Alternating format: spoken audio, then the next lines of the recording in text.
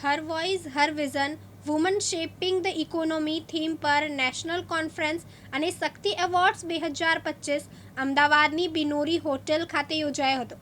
આ પ્રતિષ્ઠિત કાર્યક્રમમાં ઉદ્યોગના નેતાઓ, નીતિ નિર્માતાઓ અને પરિવર્તનકારોને આર્થિક વિકાસ, નેતૃત્વ અને ઉદ્યોગ સાહસિકતામાં મહિલાઓની મહત્વપૂર્ણ ભૂમિકા પર પ્રકાશ પાડવા માટે એકસાથે જોવા મળ્યા હતા. આ વિશિષ્ટ કાર્યક્રમમાં દેશભરના અર્થતંત્રમાં મહિલા શક્તિના યોગદાનને દર્શાવવામાં આવ્યું હતું અને તે સાથે મહિલાઓને વધુ સશક્ત અને સક્રિય બનાવવાના અંગે ચર્ચાઓ કરવામાં આવી હતી.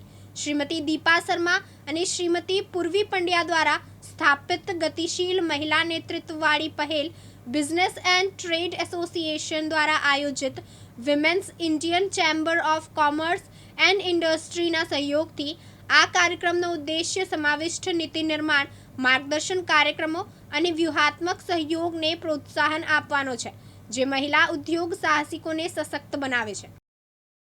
NHRD અને અમદાવાદ ચેપ્ટર પ્રેસિડેન્ટ અને CEO પ્રોફ્લેક્સ આ જોડાયા છીએ.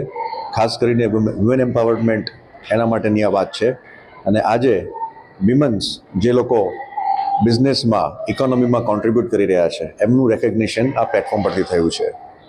આપણે જાણીએ છીએ કે જેમ ભારતને પ્રગતિ કરવી છે, 5 ટ્રિલિયન ઇકોનોમી સુધી આપણે પહોંચવું છે, તો એમાં વિમેન પાર્ટનરશિપ બહુ અગત્યની છે.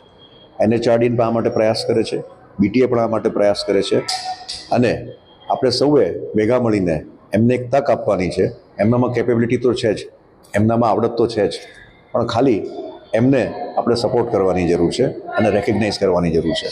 ગુજરાતમાં MSME સેગમેન્ટ એક બહુ મોટું સેગમેન્ટ છે, જેની અંદર ઘણી વિમેન એન્ટરપ્રિન્યોર્સ કામ કરી રહી છે. 20% લગભગ પોપ્યુલેશન કામ કરી રહ્યું છે અને ઇન્ડિયાના ગ્રોથમાં ગુજરાતનો એક મોટો રોલ રહેલો છે.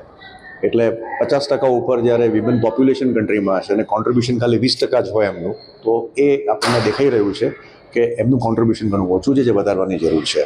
બીજું, વિમેનને લીડરશિપ રોલમાં ખાસ આવવાની જરૂર છે. જે આપણને દેખાય છે કે શોપ ફ્લોરમાં, બીજા બધા બિઝનેસ રોલમાં એમની સંખ્યા વધારે છે, પણ લીડરશિપમાં એમની સંખ્યા નથી.